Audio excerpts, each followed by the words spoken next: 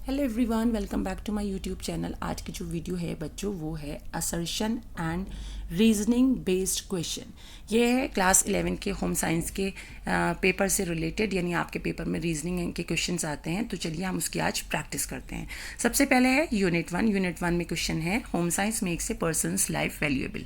समझ ही गए होंगे कि क्या कहना चाह रहे हैं। तो इसमें रीज़न इन्होंने दिया है कि होम साइंस में बहुत सारे सब्जेक्ट्स होते हैं, जैसे आर्ट्स है, सोशोलॉजी है, नेचुरल साइंस है और अप्लाइड साइंस, कॉमर्स एट्सेट्रा। तो ये क्या असर्शन इसका जो है वो ए और आर दोनों ही सही है, असर्शन एंड रीज़न, और लेकिन आर और इसका जो है वो करेक्ट एक्सप्लेनेशन है। फिर है दूसरा, adolescence is considered as a period of stress and storm. तो ये जो है बात बहुत आपने लेसन में भी पढ़ी होगी कि ये एडोलेसेंस का जो पीरियड होता है वो स्ट्रेस स्ट्रोम का होता है।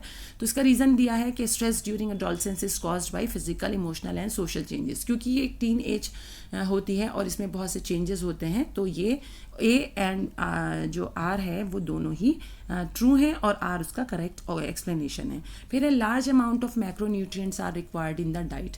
बहुत सारे अमाउंट के में मैक्रोन्यूट्रिएंट्स डाइट में होने चाहिए। रीज़न दिया है कि main function of macronutrients is to regulate various chemical process in the body, क्योंकि वो बहुत सारे केमिकल प्रोसेस बॉडी में रेगुलेट करता है। तो इसका जो आंसर है ए तो ट्रू है, लेकिन ये ऐसा नहीं है कि वो सिर्फ केमिकली करता है।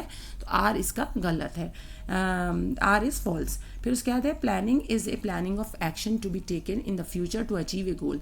तो प्लानिंग करना जो है फ्यूचर के गोल को अचीव करना, ऐसा होता है, प्लानिंग करते हैं। तो लेकिन इसका रीज़न ये दे रहे हैं कि प्लानिंग जो है वो लास्ट स्टेप ऑफ मैनेजमेंट है प्रोसेस का, और is the basic function of the entire operation. लेकिन जो इसमें ये आंसर जो है इसका ए ट्रू है, आर इसका फॉल्स है। प्लानिंग लास्ट स्टेप नहीं होता है। प्लानिंग तो हम पहले करेंगे तभी तो सारे काम इम्प्लीमेंट करेंगे। उसके बाद है rayon is widely used in medical clothes, surgical pads and operating drapers. तो रेयॉन जो है इन सब चीज़ों के लिए यूज़ होता है। तो रेयॉन एक मैन मेड फाइबर है फ्रॉम द, इसको रीज़न दिया है इसका, रेयॉन मैन मेड फाइबर है फ्रॉम रीजनरेटेड सेलुलोज। तो इसका ए आंसर ठीक है, लेकिन वो आर इसका गलत है। फिर है blended fibres such as terrycot, terry wool etcetera are more useful than things made of natural fibres. Natural fibre से ज़्यादा यूज़फुल होते हैं इन ब्लेंडेड फाइबर्स। तो ये तो इन्होंने असर्शन दिया। रीज़न क्यों क्या दिया है कि assertion fibres increase the desired properties depending on the composition.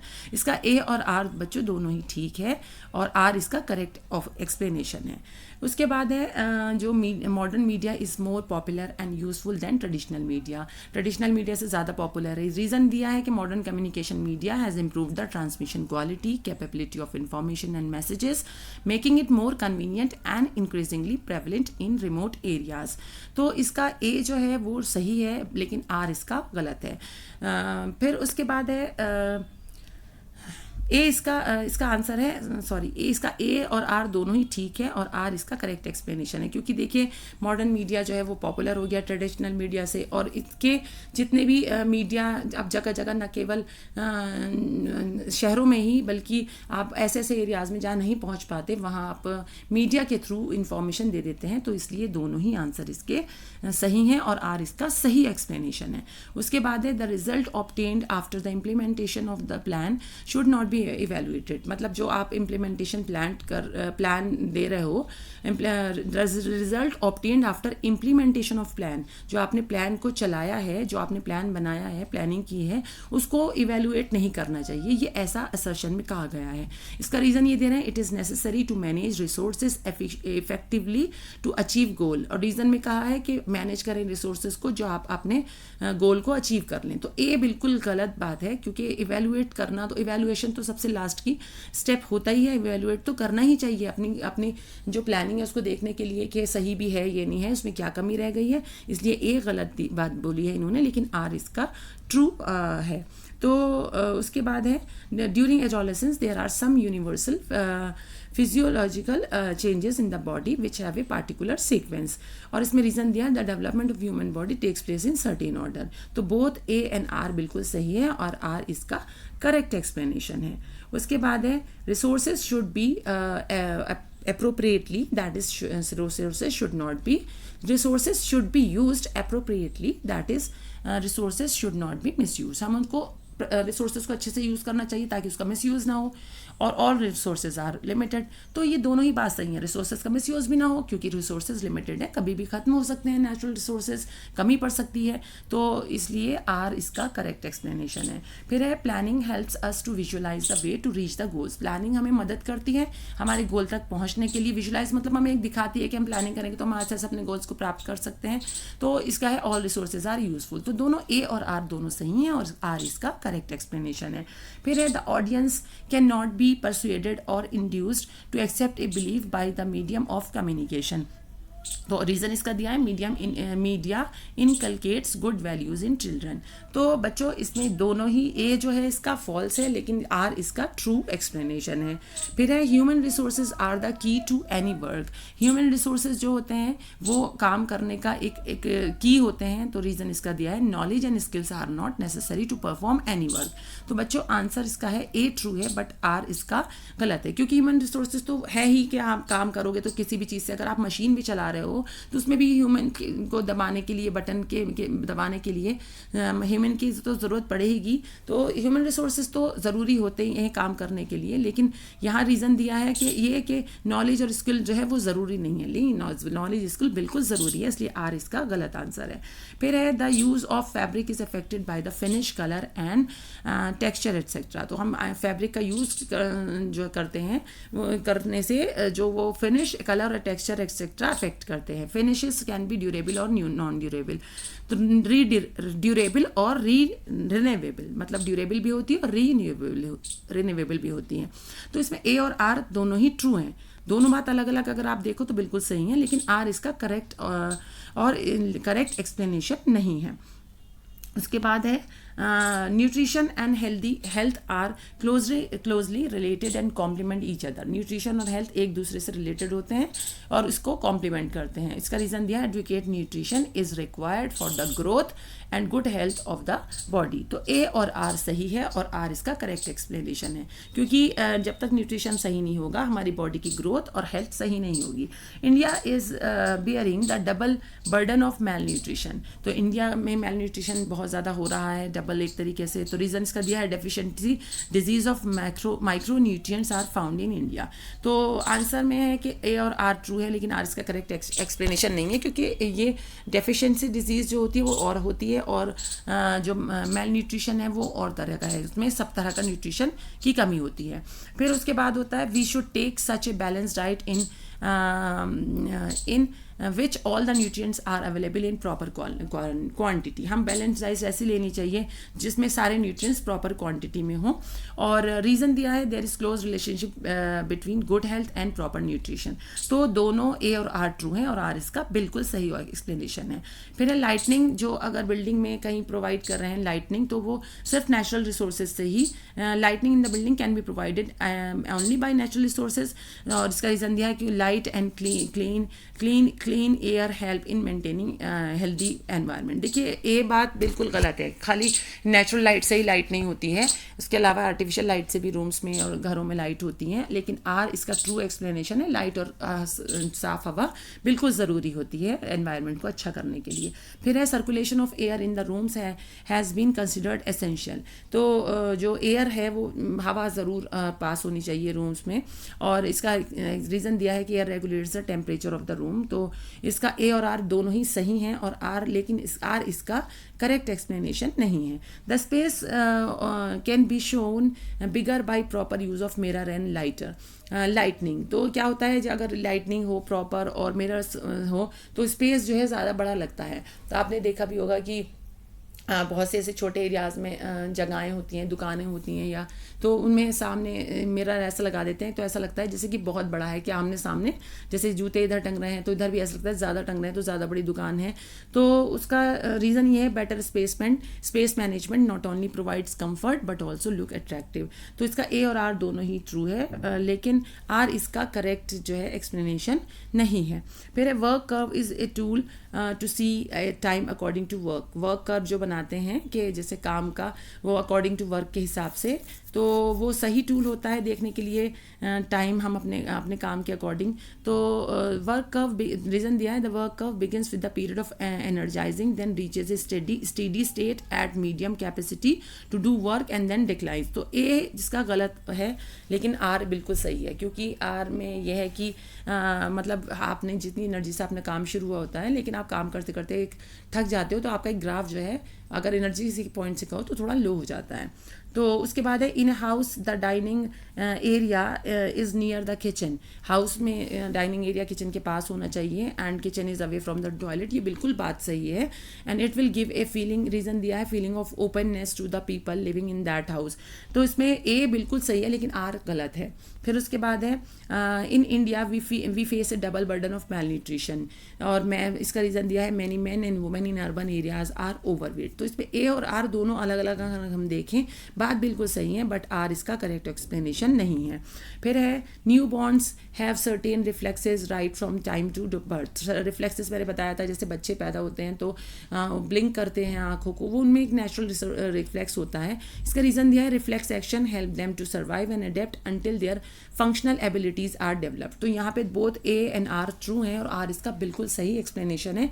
तो उसके बाद है Rohan does not feel exceptionally tired and has sufficient resistance to infection. तो उसका रीज़न दिया है Rohan is physically fit and healthy. तो इसका आंसर ए और आर ट्रू है और आर उसका बिल्कुल सही एक्सप्लेनेशन है। फिर है during adolescence create an imaginary image. तो इस टाइम पे वो इमेजनरी इमेज क्रिएट कर लेते हैं। रीज़न दिया है for this reason teenagers become concern about their body image, और इसकी वजह से वो अपनी बॉडी इमेज के लिए कंसर्न होते हैं। तो इसमें ए और आर दोनों ट्रू है और ये बिल्कुल करेक्ट एक्सप्लेनेशन है। Teenagers can think abstractly. Teenagers जो है एब्स्ट्रैक्टली सोचते हैं। तो इसका रीज़न दिया by thinking about many possibilities they become capable of negotiating with various arguments and strategies. तो यहाँ ए और आर दोनों ट्रू हैं और आर इसका बिल्कुल सही इज द करेक्ट एक्सप्लेनेशन। फिर है increase in height and weight is called physical development. Height का बढ़ना और वेट का बढ़ना फिजिकल डेवलपमेंट होता है। रीज़न दिया infancy and adolescence are the stage of rapid growth.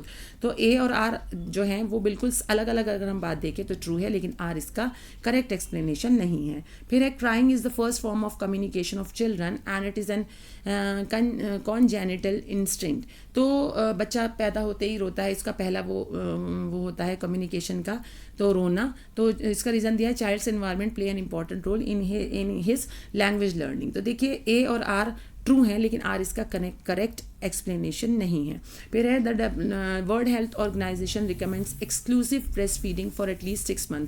WHO ने बताया है कि अगर 6 महीने तक की ब्रेस्ट फीडिंग बहुत ज़्यादा फ़ायदेमंद होती है। तो रीज़न बताया breast milk is rich in all nutrients the baby needs and easily absorbed. और ये दोनों बातें बिल्कुल सही हैं और आर इसका करेक्ट एक्सप्लेनेशन है। फिर है now it is children are attracted by advertisement and make every possible efforts to eat junk food.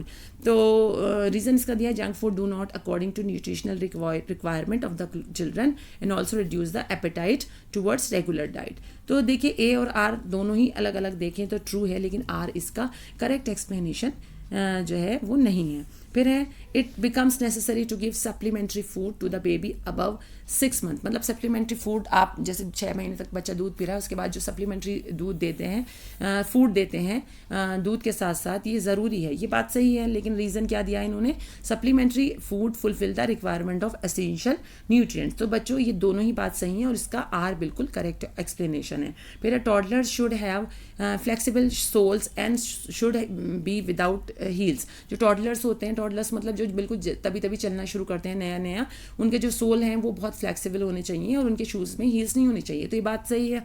Reason क्या है इसका, shoes with covers are essential for children who have just lean to walk. तो ये दोनों ही बात सही है और आर इसका बिल्कुल सही एक्सप्लेनेशन है। यूनिट 5 में है daily exercise of about 20-30 minutes help in preventing lifestyle diseases. तो ये बिल्कुल सही बात है कि लाइफस्टाइल एक्सरसाइज करने से 20-30 मिनट्स अगर डेली एक्सरसाइज कर रहे हैं तो लाइफस्टाइल डिजीज़ से बचा जा सकता है। और इसका रीज़न है कि रेगुलर एक्सरसाइज एक्सपेंड्स एक्सेस, क्योंकि उससे हमारी कैलोरीज भी कम एक्सपेंड्स एक्सेस कैलोरीज जो बढ़ी हुई हैं उनको करता है, ब्लड सर्कुलेशन और रेस्पिरेशन को इम्प्रूव करता है। तो दोनों ही बात सही है और आर इसका करेक्ट एक्सप्लेनेशन है। फिर है BMI is an indicator commonly use to classify under weight, over weight and obesity in adult, और एक correct BMI is a indicator of healthy lifestyle. तो ये दोनों ए और आर ठीक है और आर इसका करेक्ट एक्सप्लेनेशन है। फिर है exercise done thrice a day week for at least 20 minutes is beneficial, और इसका जो रीज़न दिया है, regular exercise burns more consumed calories and reduces the chances of extra calories being converted into fat. तो ये दोनों ही बात सही है और ये आर इसका करेक्ट एक्सप्लेनेशन है, क्योंकि अगर हम एक्सरसाइज करते हैं thrice a week at least 20 minutes तो वो बहुत फ़ायदेमंद होती है, इससे हमारी कैलोरीज बर्न होती हैं और हमारे फैट बॉडी में नहीं ज़्यादा होता। उसके बाद है the positive difference between income and expenditure is called saving. अगर हम पॉजिटिव डिफरेंस है इनकम में सेविंग के खर्चे में तो वो उसको इनकम में तो वो सेविंग होती है। सेविंग इंपॉर्टेंट होती है हमारे फ्यूचर रिक्वायरमेंट्स को फुलफिल करने के लिए। रीज़न दिया ए और आर दोनों ही सही है, but R is not the correct explanation. Keeping house hold accounts is very important. House hold account को रखना बहुत इंपॉर्टेंट है। Keeping accounts can be avoid spending on non essential item. तो अकाउंट रखना बहुत ज़रूरी है और अकाउंट जो है वो अवॉइड करते हैं, जो हमारे जो ज़रूरी आइटम्स नहीं हैं उनको हम जो है खर्च करें उन पर। तो ए और आर सही है, आर उसका करेक्ट एक्सप्लेनेशन है। Wise investment leads to increase in wealth. Wise investment, अक्लमंदी से किया हुआ इन्वेस्टमेंट जो होता है उससे वेल्थ बढ़ती है। रीज़न क्या दिया है, investment is not required to achieve economic goals. Investment ज़रूरी नहीं है इकोनॉमिक गोल्स को अचीव करने के लिए। तो यहाँ पे ए जो है सही है लेकिन आर इसका गलत फॉल्स है। Mental income refers to the sense of satisfaction that we get after doing work. जब हम काम करते हैं तो हमें एक मेंटल इनकम में क्या होता है कि हमें काम करने से सेंस ऑफ सेटिस्फैक्शन मिलता है, और ये रीज़न दे रहे हैं it is difficult to assess mental income in the form of currency. और ये रीज़न दे रहे हैं कि ये मुश्किल है एसेस करना मेंटल इनकम से इनको इन द फॉर्म ऑफ करेंसी। तो ए और आर सही है बिल्कुल, लेकिन आर इसका करेक्ट एक्सप्लेनेशन नहीं है। Friction is the most commonly use method of washing. Friction most commonly use method होता है वॉशिंग का। रीज़न दे रहे हैं friction is the best suited for delicate fabric such as silk and wool. तो इसमें ए ट्रू है but R जो है वो फॉल्स है, क्योंकि डेलिकेट के लिए नहीं होता है।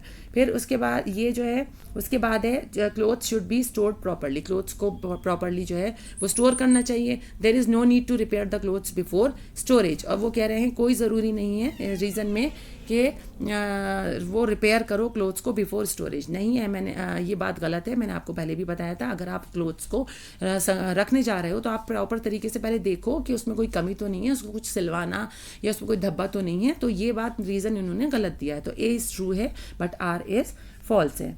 तो बच्चों दैट्स इट फॉर टुडे। और मैंने यहाँ पे कुछ प्रैक्टिस असर्शन बेस्ड क्वेश्चन इनको दिए हैं ताकि आप इसको पढ़ें, और आप इसमें पढ़ेंगे तो आपका थोड़ा सा प्रैक्टिस भी हो जाएगी और हो सकता है इसमें से कुछ आपको मिल भी जाए। मैं आशा करूँगी कि, और मैं दुआ ही करूँगी कि ये जो प्रैक्टिस पेपर है इसमें से आपको बहुत मदद मिले और आपके पेपर में आए। और जिनका भी पेपर कल है या आगे है उन सब के लिए ऑल द बेस्ट। मेरे वीडियो को लाइक कीजिए, शेयर कीजिए और मेरे चैनल को सब्सक्राइब कीजिए ताकि फ्यूचर में भी आपको मेरी वीडियोस मिलती रहें। Thank you.